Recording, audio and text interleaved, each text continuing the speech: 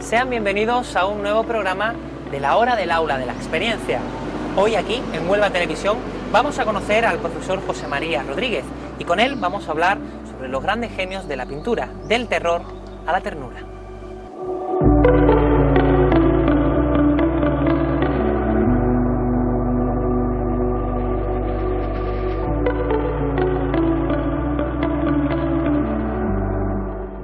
Bienvenidos a un nuevo programa de la Hora del Aula de la Experiencia.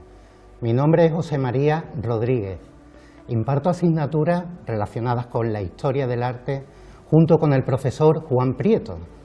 La historia con la Universidad de Huelva y en concreto con este sector de la docencia parte ya desde hace prácticamente 10 años. Como he dicho, nos encargamos de impartir las asignaturas relacionadas con la historia del arte. A lo largo de esta trayectoria hemos visto grandes de la pintura europea, donde se encuadra esta charla que vamos a ver a continuación, la escultura a través del arte, arquitectura y los grandes estilos arquitectónicos, historia del arte e iconografía cristiana y mitológica. Ha sido complicado seleccionar un tema en concreto para el capítulo de hoy, puesto que la historia del arte abarca muchísimos campos. Lo hemos titulado Del terror a la ternura. ¿Por qué del terror a la ternura? Los docentes no somos otra cosa que contadores de historias y hoy os voy a contar una historia que tienen en común dos protagonistas. Fijaros qué curioso. Estos dos protagonistas son artistas. Ambos desarrollan prácticamente su producción pictórica en una misma ciudad, Sevilla. Ambos también tienen en común que se encuadran en un periodo cronológico y artístico. Me estoy refiriendo al siglo XVII y al estilo barroco. Y sin embargo, la visión que tienen del momento que les toca vivir es totalmente distinta. Una visión que se refleja en la mayoría de la producción pictórica de ambos protagonistas de esta historia. Hemos dicho que el campo geográfico es Sevilla. He mencionado Sevilla, donde podríamos incluir la actual provincia de Huelva. Ya sabemos que todo formaba parte del antiguo reino de Sevilla. Posteriormente se delimita la provincia de Huelva, independizándose de este reino en el año 1833. Cronológicamente he mencionado el siglo XVII y el estilo barroco. Vamos a situarnos para poder contextualizar la historia que os voy a contar. El siglo del barroco es el siglo que se desarrolla un estilo que se pone de moda posteriormente al Renacimiento. Inicialmente tenemos el Renacimiento, que se divide en dos periodos, el 400 y el 500. 400, siglo XV, 500, siglo XVI. La capital del arte, podríamos decirlo así, durante el 400 es Florencia, durante el 500 pasa a ser Roma. El Renacimiento, como no podía ser de otra forma, nace en Italia. Lo mismo que el barroco. ¿Qué ocurre en la península ibérica? Lo habitual, lo normal, es que estos estilos llegaran muchísimo más tarde, penetraran en nuestro interior de una forma más tardía que en el resto de Europa. Eso no ocurrió así con el barroco, puesto que prácticamente a la par de su nacimiento también en Italia, es del gusto de la península ibérica. ¿Qué caracteriza la pintura En el Renacimiento, bueno, para que nos entendamos, cuando hablamos del Renacimiento, por ejemplo, en el 400 estamos hablando de Botticelli. Cuando hablamos del Renacimiento, en el 500 estamos hablando de los grandes, Rafael, Miguel Ángel, Leonardo. Cuando hablamos de Barroco, estamos hablando de Velázquez, estamos hablando de Caravaggio y estamos hablando de los dos protagonistas que a continuación vamos a desgranar para conocer la visión del momento que le toca vivir a uno, terrorífica, en contraposición con la visión de ese mismo momento por otro de los protagonistas, donde lo que destaca es la ternura. Hay un periodo intermedio, un periodo de transición entre el Renacimiento y el Barroco. Es lo que se denomina manierismo. Por ejemplo, el Greco. Yo siempre cuento a mis alumnos, y ahora os transmito a todos vosotros, que a lo largo de la historia del arte no hay un momento en que un estilo deja de estar de moda para dar lugar a otro nuevo a continuación. Hay lo que denominamos un periodo de transición. Ese periodo de transición entre el Renacimiento y el Barroco es lo que se conoce como manierismo.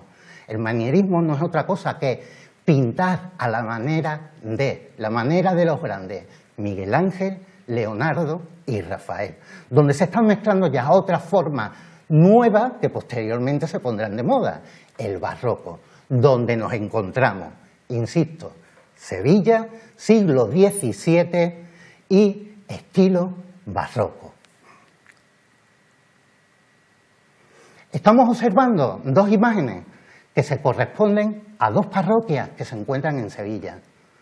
Una es la parroquia de San Esteban, que concretamente se localiza en la Alfalfa, y otra, la parroquia de San Andrés. El inicio de esta historia comienza aquí. Cuando consultamos documentos históricos, lo habitual es que encontremos la denominación de estas parroquias como collaciones. ¿Y qué es una collación? Pues no es otra cosa que lo más parecido a lo que hoy en día conocemos como un barrio. Si consultamos, por ejemplo, la partida de nacimiento que se encuentra en la iglesia de San Pedro de Sevilla de Velázquez, podemos leer que Velázquez nació, se bautizó en la collación de San Pedro. El barrio se denomina exactamente igual que la parroquia mayor que se encuentra en él. El primer protagonista de esta historia es Valdés Leal, pintor sevillano que nace en el año 1622 y que, como consta en los documentos que se encuentran en el Archivo Histórico Provincial de Sevilla, se bautizó en la parroquia de San Esteban. Cuando fallece, sus cenizas son trasladadas a la parroquia de San Andrés, en Sevilla. Ambas parroquias son unos preciosos ejemplos de la arquitectura gótico-mudéjar que se desarrolla durante el siglo XV en la capital sevillana. Por cierto, recomiendo un paseo por la calle San Luis, donde vemos los mejores ejemplos de estas arquitecturas que os he comentado anteriormente. San Marcos, Santa Marina, la propia parroquia de San Gil. Valdés Leal es un pintor sevillano protagonista de esta historia que se forma en el taller de Francisco Herrera el Mozo. Abro comillas. ¿Sabéis que en la Catedral de Huelva se encuentra un cuadro de Francisco Herrera el Mozo? Si accedemos a la catedral, miramos hacia la derecha el acceso, el vano que da espacio a la sacristía. Sobre él se encuentra un San Lorenzo de formato vertical, con la representación iconográfica de la parrilla. Ese San Lorenzo es de Francisco Herrera el Viejo, maestro de Valdés Leal. También formó parte y se formó, valga la redundancia, en el taller de Antonio del Castillo.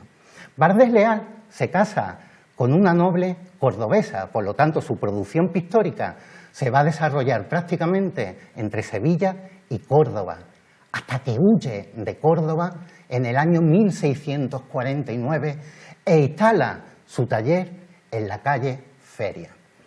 Es muy curioso porque Bardés Leal es un pintor que prácticamente pasa desapercibido durante el estilo barroco, aunque en su momento fue muy conocido. Cualquier pintura que tuviera un hueso, una carabela, algo relacionado con la muerte, que apareciera, que existiera en la capital andaluza, automáticamente, aunque su calidad fuera baja, se atribuía a Bardés Leal. Es algo muy parecido a lo que a lo largo de la historia ha sucedido, por ejemplo, con un escultor también barroco. Me estoy refiriendo a Martínez Montañés. Cualquier obra, en este caso escultórica, de buena calidad, que se desconocía cuál era su autor, automáticamente se atribuía a Martínez Montañés. Os puedo contar, por ejemplo, el caso de El Gran Poder. Históricamente, incluso si consultamos bibliografía no muy lejana, se atribuye a Martínez Montañés. Ya sabemos a través de la documentación histórica que su autor fue Juan de Mesa. La figura de Bardés Leal, su producción pictórica, va unida a otro personaje. Me estoy refiriendo a Miguel de Mañara. Aquí podéis observar una escultura de Miguel de Mañara realizada nada más y nada menos que por Antonio Susillo, que se encuentra en el Hospital de la Caridad.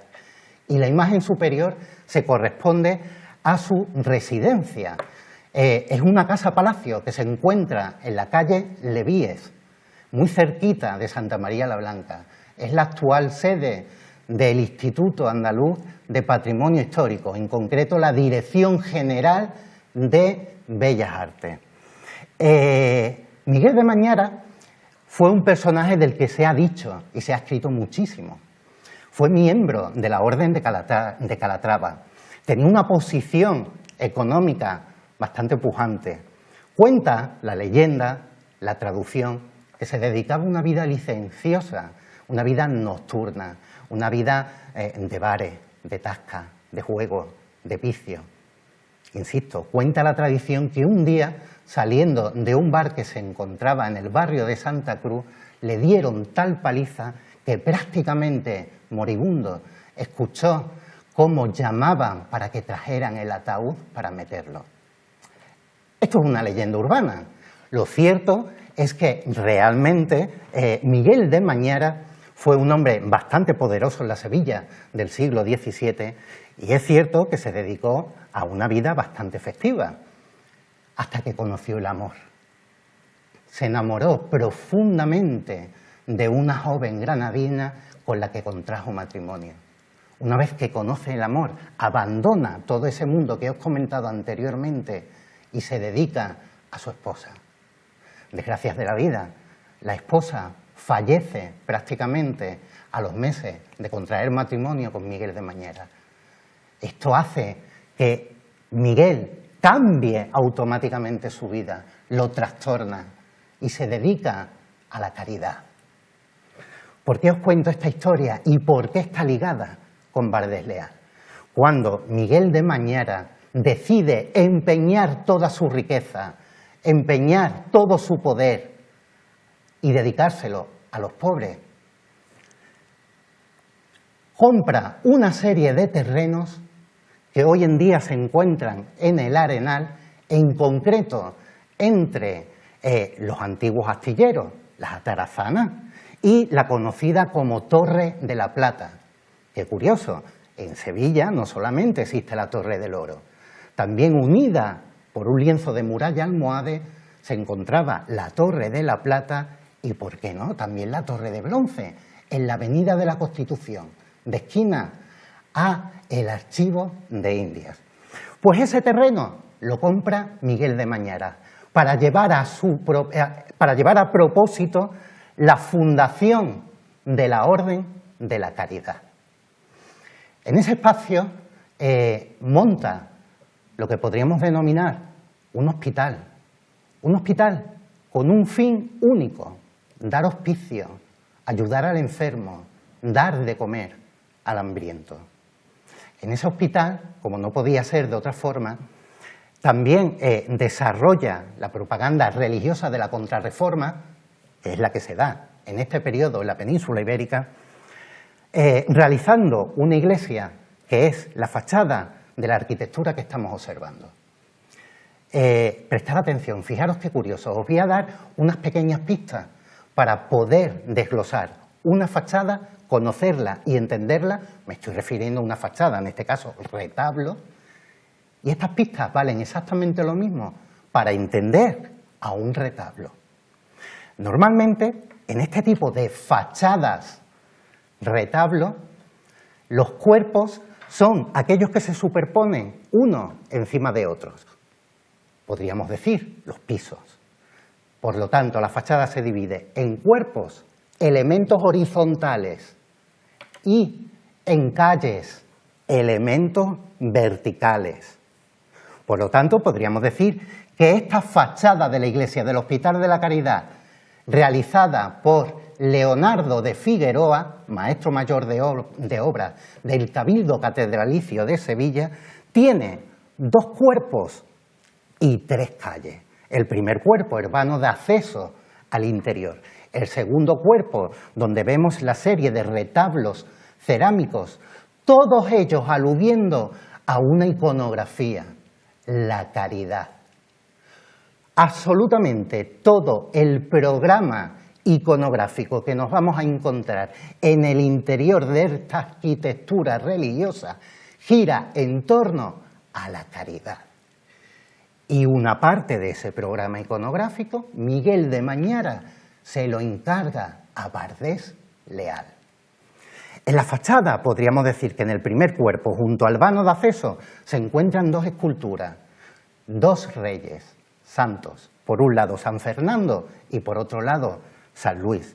Por cierto, Bardés Leal no solamente fue pintor, también diseñó retablos e incluso realizó arquitectura efímera, como por ejemplo la que tuvo lugar en Sevilla con motivo de la canonización de Felipe el Santo. En la parte superior, un total de 5 retablos cerámicos, aludiendo a la esperanza, a la fe y a la caridad. Y en la parte inferior, junto con otro vano de iluminación, a la izquierda San Jorge y a la derecha Santiago. Una vez que hemos visto ya el lugar, el espacio, la arquitectura que dictamina Miguel de Mañara para alojar, dar cobijo a todo el necesitado, una vez que Miguel de Mañara funda la orden, la Hermandad de la Caridad, fijaros qué curioso. Hoy en día, si vamos a visitar este edificio, hay que prestar atención justo 30 centímetros antes de entrar al interior de este templo. ¿Qué nos encontramos ahí? Esta lápida. Miguel de Mañara, teniendo en cuenta la vida que llevó antes de contraer matrimonio, no se consideró digno de estar enterrado en el interior de la iglesia del Hospital de la Caridad. Y dijo en su testamento que lo enterraran en los pies de ella, con objeto de que todos los fieles, cuando entraran en su interior, lo pisaran. Leo textualmente: bajo esta lápida está la sepultura donde reposó el cuerpo incorrupto del venerable siervo de Dios, don Miguel Mañara Vicentelo de Leca, del hábito de Calatrava, desde el día siguiente al de su tránsito, el 9 de mayo de 1679, hasta que por acuerdo de la hermandad fue trasladado bajo el altar mayor, el 9 de diciembre del mismo año. Tan insigne varón, fundador de esta santa casa, dispuso con grande humildad en su admirable testamento se le diera sepultura terriza en la puerta de la iglesia, para que todos lo pisaran y por considerar su sucio cuerpo indigno de estar dentro del templo de Dios, y que sobre la misma se escribieran estas palabras: aquí yacen los huesos y cenizas del peor hombre que ha habido en el mundo. Fijaros la historia que os estoy contando.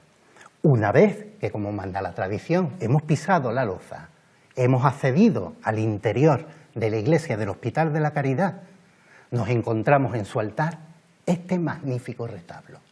Retomo las palabras que he comentado anteriormente. ¿Cómo podemos leer un retablo? Exactamente igual que una fachada. Este retablo tiene un solo cuerpo. Evidentemente está elevado sobre un ático. Y tiene elementos verticales, tres calles. Un solo cuerpo, tres calles. Calles separadas por enormes columnas salomónicas. ¿Qué nos encontramos en la calle central? Lo que denominamos un bardaquino. Un bardaquino donde la pintura, la escultura y la propia arquitectura del retablo se funden en uno. Es un bardaquino que da la sensación, a través de las cuatro columnas que sustentan una cúpula sobre cuatro pechinas, da la sensación óptica de que tiene profundidad, pero sin embargo podríamos hablar incluso de figuras de alto relieve. No tiene prácticamente ningún tipo de abocinamiento esta calle central del retablo del Hospital de la Caridad. Es, insisto, prácticamente plano, es un auténtico alarde artístico el que se realizó por mano de los artistas que lo conformaron. Me estoy refiriendo a Pedro Roldán. Realiza el descendimiento, el fondo pictórico, junto con el escultórico de Pedro Roldán, de Valdés Leán. Y toda la arquitectura del retablo está ejecutada por Simón de Pineda. Por cierto, Simón de Pineda, autor de los marcos de las dos obras que vamos a ver a continuación. Me estoy refiriendo a lo que se conoce popularmente como los jeroglíficos de las postrimerías. Nuevamente retomo mis palabras. Toda la iconografía del interior de esta iglesia gira en torno a la caridad. Y el encargo que recibe Valdés Leán por parte de Miguel de Mañara para ocupar las paredes, los testeros de esta iglesia de una sola nave, son la ejecución, la realización de lo que popularmente se denominan los jeroglíficos de las postrimerías. Los jeroglíficos de las postrimerías no es otra cosa, en primer lugar, que un bodegón. ¿Y qué es un bodegón? Pues un bodegón es la representación de una naturaleza muerta. Y en este caso, dentro de un bodegón, estamos viendo dos obras que se corresponden a lo que se denomina vanitas. Vanitas es un término latino que identifica a estas variantes de bodegones, donde se representa la vanidad del hombre. Evidentemente, Valdés Leán es el protagonista de esta historia que recoge el terror a través de su pintura, y así es como lo plasma en estos jeroglíficos de las postrimerías. En ellos estamos viendo el miedo de la Contrarreforma. En ellos estamos viendo incluso el tenebrismo típico y clásico de la pintura barroca. Dice un experto, y así lo tienen publicado, que desde que Valdés Leán pintó estos jeroglíficos de las postrimerías, no se representó, pictóricamente hablando, una naturaleza más muerta hasta que Van Gogh realizó los girasoles. Vamos a ir desgranando estos ejemplos del terror en Sevilla durante el siglo XVII. Uno de estos jeroglíficos de las postrimerías es in ictu oculi, término latino que significa en un abrir y cerrar de ojos. ¿Qué estamos observando? En primer lugar, llama mucho la atención el formato de la pintura. Es prácticamente un arco de medio punto. El personaje principal es la muerte. Bajo su brazo lleva un ataúd junto con la guadaña. Con el otro brazo está apagando una vela símbolo de luz, símbolo de esperanza. Esa vela, como el texto indica sobre la mano de la muerte, se apaga in ictu oculi, en un abrir y cerrar de ojos. En la parte inferior estamos viendo reflejados a través de la pintura de Bardés Leal una serie de poderes de la época, una serie de poderes del siglo XVII. Podemos encontrar, por ejemplo, el poder religioso, representado por la tiara y el báculo, el poder real, los dos grandes poderes por excelencia, el cetro, y la corona. También hay una serie de elementos donde podemos ver lo que podríamos denominar el poder intelectual, la sabiduría, los libros. Podemos apreciar incluso que hay un libro escrito por Plinio. Hay una especie de boceto de arquitectura, en este caso retablística. ¿Qué más elementos podemos observar in ictu oculi? Telas lujosas, como por ejemplo el terciopelo. Podemos apreciar la bola del mundo, es el periodo de la conquista del Nuevo Mundo, el anexionar terrenos a la corona de España, la coraza, las espadas, la guerra. Señores, ni la riqueza de la Iglesia, ni el poder de la realeza, ni la sabiduría, ni el querer atesorar objetos materiales a lo largo de la vida nos libra de la muerte. La muerte llega en menos de lo que dura un pestañeo. Y la muerte es lo que nos equipara a todos los seres humanos. Pase lo que pase, ocurra lo que ocurra, todos vamos a morir. Y eso es lo que nos está reflejando Bardés Leal a través del ideal de la contrarreforma in ictu oculi. De una forma maravillosa, de una forma exquisita, de una forma donde engrandece un género prácticamente que a lo largo de la historia ha formado parte de un segundo plano en la historia del arte, el bodegón. En un abrir y cerrar de ojos, seas rico, seas pobre, tengas grandes tesoros, hayas conquistado muchos espacios, hayas ganado muchísimas guerras, te vas a morir exactamente igual que una persona que no ha hecho nada de eso.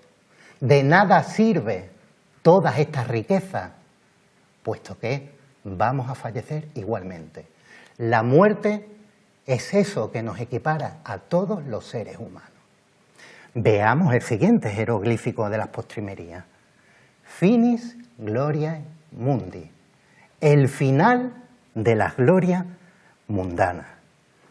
¿Qué estamos observando en este otro jeroglífico que se encuentra en el Hospital de la Caridad? En primer lugar, dos cuerpos. Un cuerpo que pertenece a un obispo y otro cuerpo que a través de la iconografía podemos identificar por la cruz que lleva en su vestimenta, que es un caballero de la Orden de Calatrava. Ambos cuerpos están en descomposición. Nos trasladamos al plano superior. En el plano superior, como si fuera un auténtico rompimiento de gloria, aparece una mano. No es otra cosa que el juicio de las almas. Una mano que sostiene una balanza. En un plato de la balanza, ni más. ¿Y qué recoge ese plato? Los pecados capitales. El pavo real, la soberbia. El murciélago, la envidia. El perro, la ira. El cerdo, la gula. El mono, la lujuria. En el otro plato, ni menos, la oración y la penitencia, representados a través de libros religiosos, de rosarios, que nos dice Bardés Leal a través de estas vanitas, a través de este jeroglífico de las postrimerías, el final de la gloria mundana, como así lo indica la filasteria que se encuentra en la parte inferior de la obra. No se necesita más para caer en el pecado, ni menos para salir de él. Y nuevamente recoge la misma historia que en el jeroglífico anterior. Ni el poder, ni la riqueza del obispo, ni el poder, ni la riqueza del caballero de la Orden de Calatrava le salva de la muerte. Ambos mueren. Y no se necesita más para caer en el pecado que lo que sostiene la balanza, ni menos para salvarte de él, como lo es la caridad. Iconografía que cumple perfectamente lo que Miguel de Mañara impone a este artista sevillano, a Bardés Leal. Observar este primer plano del final de las glorias mundanas, en concreto al cuerpo corrupto, totalmente corrompido, prácticamente ya sin carne, donde lo único que podemos observar de un señor que ha podido atesorar muchísimas maravillas son sus huesos. Carne que ha sido corroída por insectos. De los orificios naturales, en este caso del rostro, salen gusanos. Fijaros, ni el oro del báculo que sostiene lo salva de ello. Ni siquiera las telas tan lujosas y tan ricas que cubren parte de su cuerpo lo salvan de la muerte. La muerte nos equipara absolutamente a todos. Y de el terror de la Sevilla del siglo XVII que recogen estas obras Bardés Leal, nos trasladamos al siguiente protagonista de esta historia. Ni más ni menos que Bartolomé Esteban Murillo. Bartolomé Esteban Murillo es un pintor conocido fundamentalmente como el pintor de las Inmaculadas. Pero él no es el típico pintor de la Contrarreforma, como lo hemos visto en Bardés Leal. Él crea todo un imaginario amable, distinto de la forma de pintar y de hacer del resto de los artistas. Prestar atención en lo que os voy a decir. Hace poco se celebró una exposición en el Museo de Bellas Artes de Sevilla con motivo del 400 aniversario de la muerte de Murillo. Esa exposición se dividía en dos grandes salas. Una sala dedicada y destinada solo y exclusivamente a su producción religiosa y otra sala dedicada solo y exclusivamente a su pintura natural.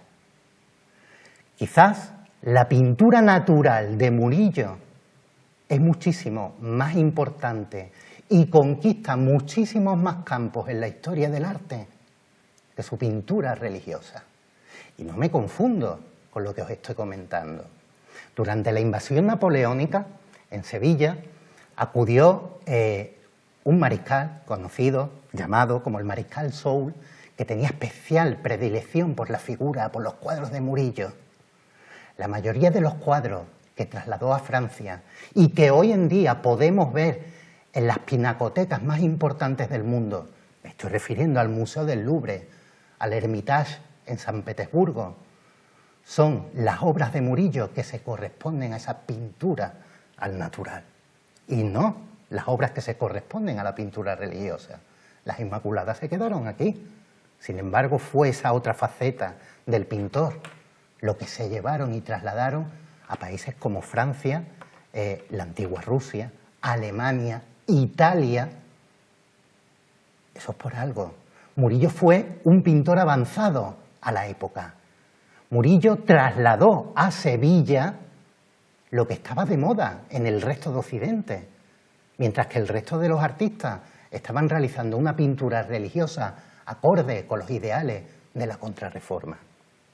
Y esa es la grandeza de Murillo.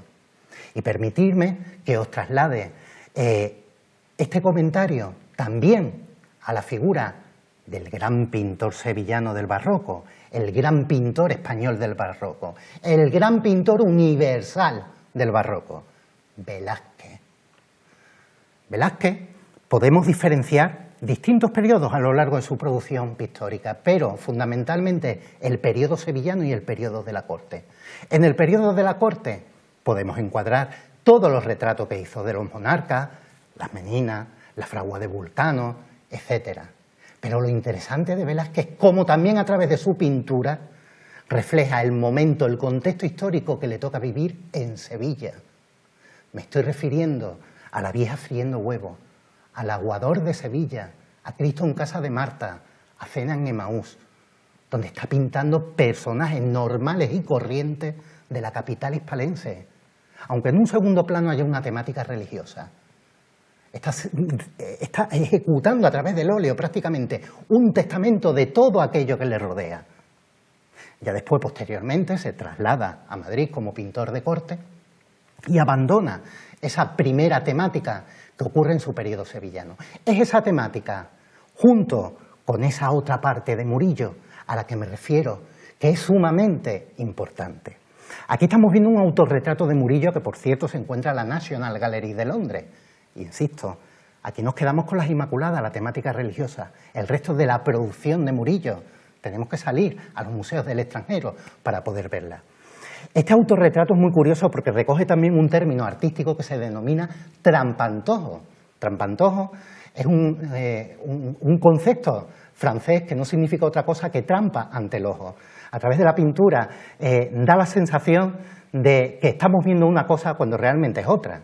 Una pintura es una superficie plana. Podemos observar cómo la mano de Murillo parece que sale del marco que está encuadrando a la pintura, dando una sensación de profundidad, una sensación de vitalidad.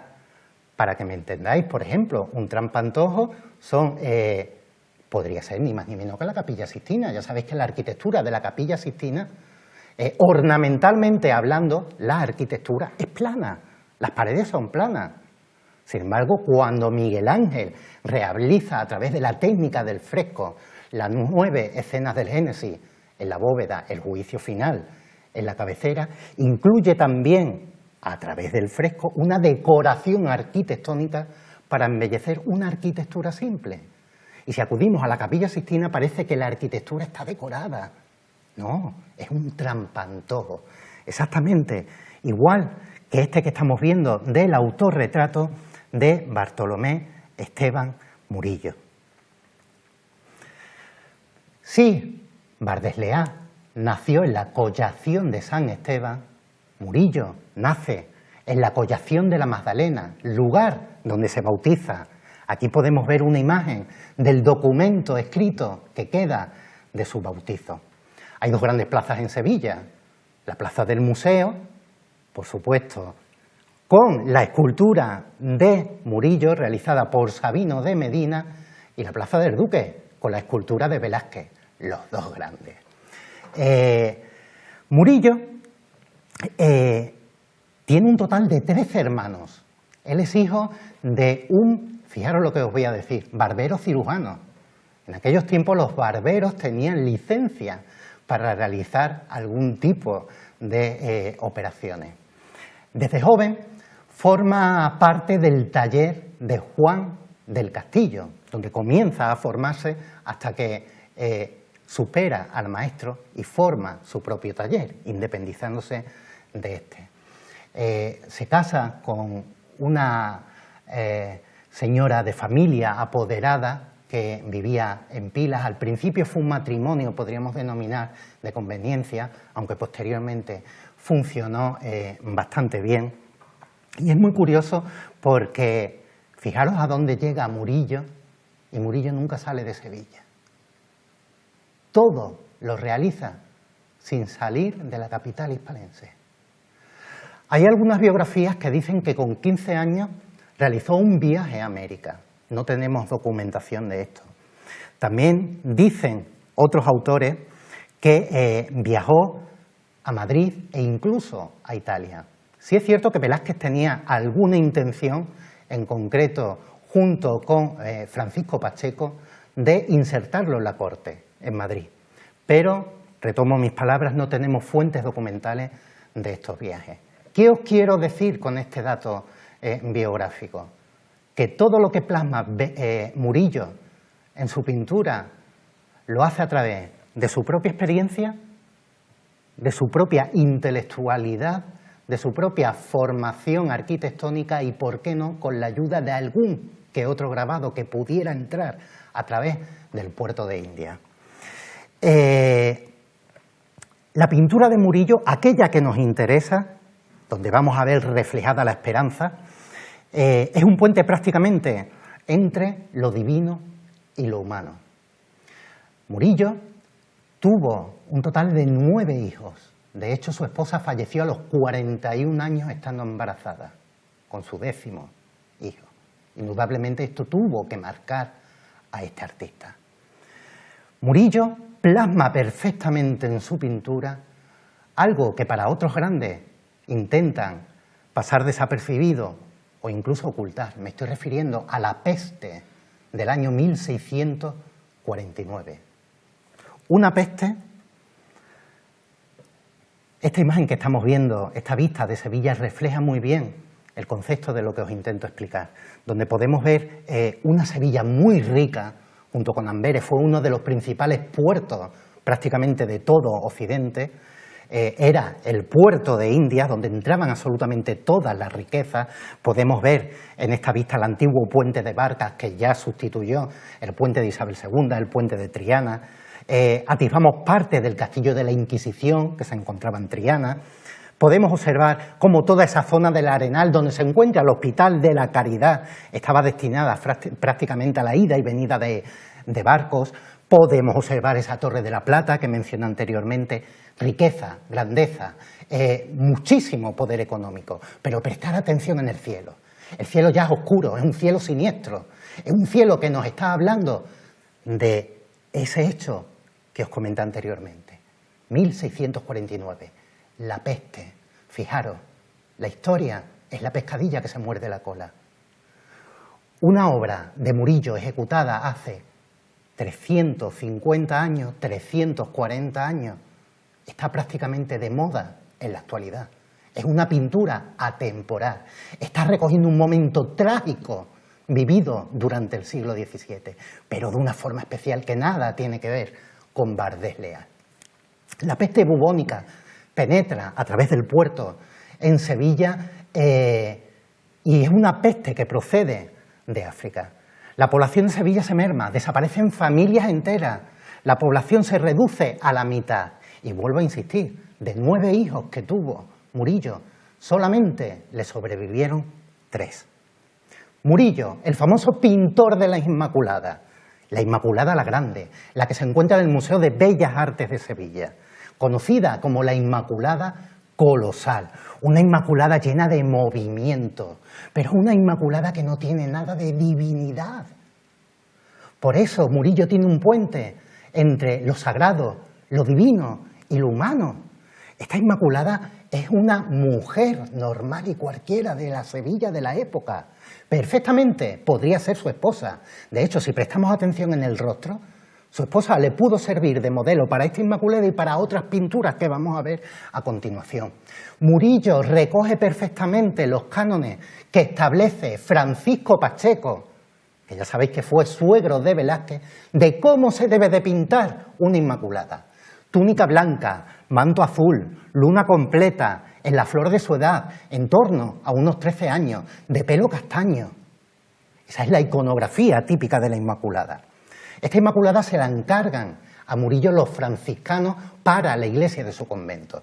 El convento de San Francisco de Sevilla, ya sabéis que junto al ayuntamiento está la plaza de San Francisco. Se denomina así porque es en el lugar donde se encontraba ese convento. Los franciscanos le encargan a Murillo esa Inmaculada para el arco triunfal de su iglesia. Murillo la realiza. Aquí estamos observando 2 publicaciones de Francisco Pacheco, que lo he mencionado anteriormente, donde describe, detalla cómo se deben de pintar los santos. Y Francisco Pacheco, que tenía mucha mano en Madrid con los monarcas, era totalmente respetado. Y sus formas de hacer se llevaban a cabo prácticamente por todos los pintores. Qué curioso, todos los pintores, menos el que se casó con su hija, Velázquez. Lo vamos a ver a continuación. Cuando Murillo termina de realizar esta Inmaculada, se la presenta a los franciscanos, y los franciscanos cuando la ven no les gusta, no es de su agrado en absoluto, está deformada. Decidieron que no le iban a pagar lo estipulado. Murillo dice, esperaros un momento, voy a colocar la Inmaculada en el lugar que le correspondía en el arco triunfal, arriba. Esta Inmaculada colosal de Murillo está deformada conscientemente, porque Murillo tenía en cuenta el punto de vista del espectador, y para que el espectador, el fiel, la observara bien, anatómicamente la tenía que desproporcionar, puesto que su ubicación iba a estar en un punto de vista muy alto. Cuando la colocó en su lugar original, los franciscanos se quedaron admirados. Entonces fue cuando Murillo dijo: ahora quiero que me paguéis el doble. No hubo discusión ninguna. Los franciscanos pagaron el doble de lo estipulado a Murillo. Esta es una imagen de la Inmaculada colosal en el Museo de Bellas Artes de Sevilla, donde vemos que está situada en un punto de vista muy alto, ocupando el lugar prácticamente para el que fue destinado en cuanto a su ubicación. Estamos viendo una serie de obras pictóricas también realizadas por Murillo, muy curiosas. Estoy viendo el éxtasis, en este caso no, de San Hermenegildo a la izquierda, y estoy viendo en concreto dos obras. Una quizás, justo la de pequeño formato que está debajo de la Inmaculada, os llame muchísimo la atención, porque es la Virgen de la Servilleta. Es un óleo sobre lienzo, con lo cual la historia de la servilleta es una leyenda urbana. No es servilleta, está ejecutada sobre lienzo. Me estoy refiriendo a Santa Justa y Rufina. Dos santas, que son dos mujeres. No hay nada divino en ellas. Por cierto, el rostro de Santa Justa recuerda mucho al anterior, al de la Inmaculada. Ambas con la palma del martirio. Esa palma es un atributo, un elemento iconográfico que nos identifica que el santo que la sostiene ha sido martirizado. Cada vez que veamos en una pintura una palma, automáticamente, martirio. Sostienen a la Giralda. Ya sabemos que la Giralda es el alminar de la antigua mezquita almohade, construida en el siglo XII, y desde el siglo XII, desde su construcción hasta nuestros días, fijaros la cantidad de terremotos que se han sucedido. Ninguno de ellos ha podido con la Giralda. Cuenta la tradición que cada vez que ocurría algún seísmo, Santa Justa y Rufina aparecían y la aguantaban. Y desde entonces iconográficamente se representa de esta forma que estamos observando. También con cacharros de cerámica, otro atributo iconográfico que nos indica que estas santas eran alfareras. Cuenta la tradición, son copatronas de Sevilla, mártires. Cuenta la tradición que en la festividad de las Idóneas procesionaba la imagen de Salambó, una figura mitológica romana. Por el mismo lugar donde iba procesionando, todos los fieles se tenían que arrodillar. Esta procesión transcurría por Triana.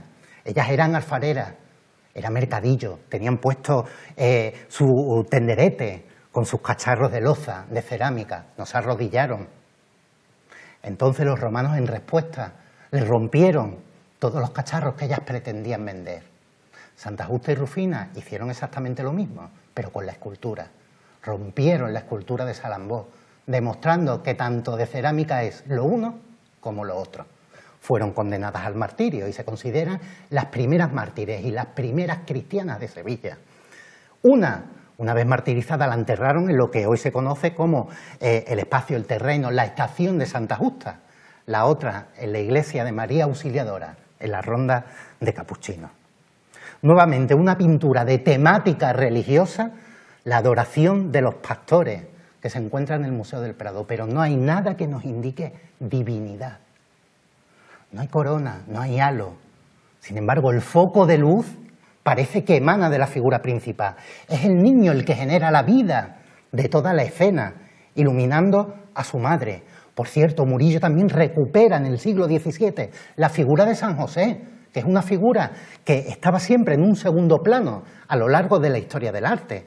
No olvidemos también la Sagrada Familia, conocida como del Pajarito, de Murillo, donde San José prácticamente es el protagonista de la escena. Vemos un cordero que nos recuerda al Agnus Dei de Zurbarán, pero fijaros en estos personajes. Son personajes de la vida normal y cotidiana de una Sevilla devastada por la peste. Un gran escorzo del pastor con suciedad en los pies, una anciana que lleva una cesta de huevo.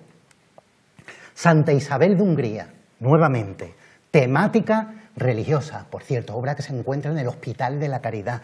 Vemos el tenebrismo, el claroscuro típico del barroco, pero estamos observando a una reina del siglo XIII que quedó viuda joven y se dedica a la caridad. Como todas sus posesiones ricas de metales preciosos que llevan sus doncellas sirven para dar alivio a las personas necesitadas, para limpiarlos, para despiojarle. Qué detalle tan bonito, ese niño que se está rascando la cabeza donde prácticamente no tiene ningún vello. Esa figura que perfectamente podría pertenecer, ¿por qué no?, a San Lázaro, que intenta cerrar su pie con algún tipo de tejido para poder caminar bien. Esa anciana que la mira agradecida, ese tullido que va con muletas. Son hombres sevillanos, no hay nada de divino.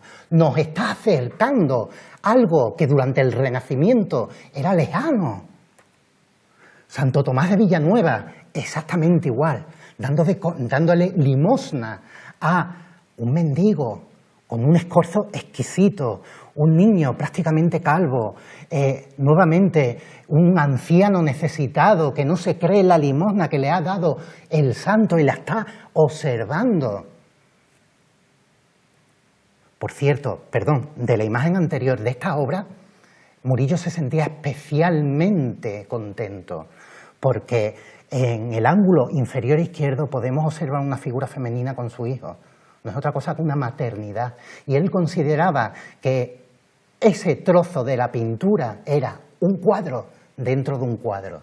Es decir, cuando observamos Santo Tomás de Villanueva, estamos viendo una escena religiosa y al mismo tiempo una maternidad. Fijaros qué exquisitez el efecto de luz sobre la espalda de la madre y el rostro del niño. Y continuamos, y finalizando ya, con los famosos niños de Murillo. Probablemente, ¿por qué no?, sean retratos de alguno de sus hijos. Son niños que nos están contando, como si fuera una auténtica obra periodística, el momento determinado que estaba viviendo gran parte de la sociedad, no solamente en Sevilla, en Andalucía, en España. Pero fijaros qué bonito, qué maravilloso, cómo a través del pincel Murillo no nos está hablando de terror, no nos está hablando del ideal de la Contrarreforma, no nos está hablando de miedo, no nos está hablando de desesperanza.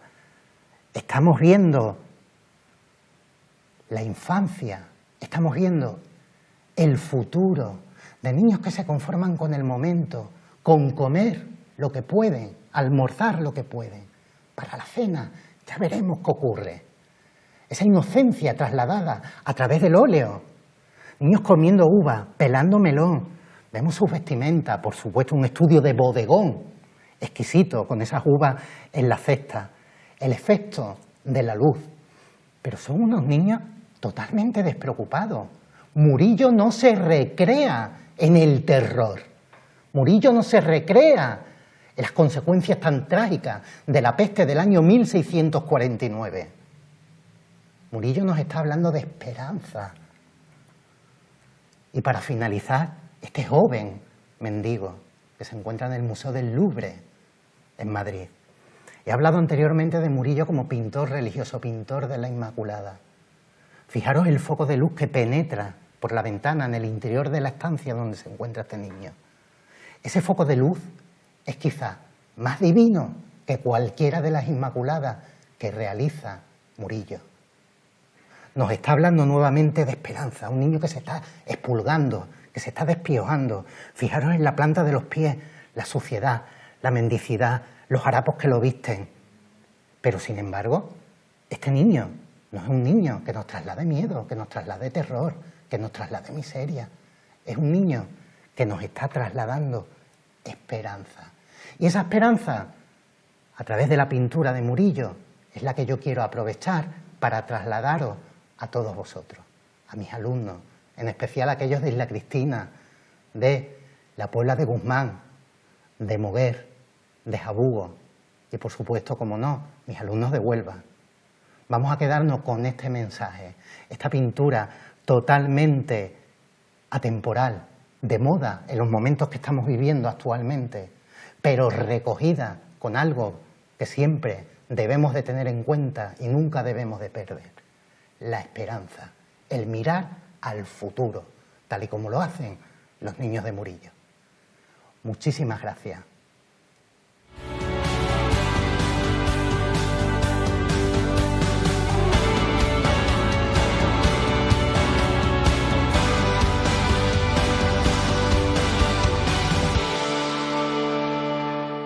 Interesante, ¿verdad? pero como siempre la participación es fundamental. Por eso pedimos que nos sigan mandando nuestros vídeos a este número de teléfono. Ahora vamos a ver lo que nos ha llegado esta semana. Buenas tardes, soy Manoli Rodríguez, alumna del aula de la experiencia. Quiero darle las gracias a doña María Antonia Peña por la clase tan instructiva que nos dio el lunes pasado sobre la minería de Huelva, que conocíamos algo pero poco, y ella ha ampliado muchísimo nuestros conocimientos. Gracias.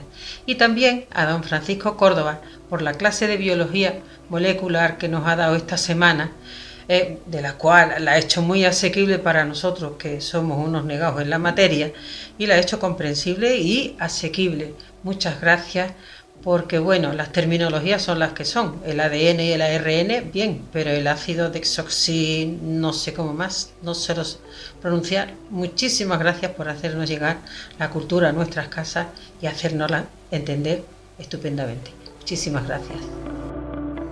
Esto ha sido lo que tenemos esta semana.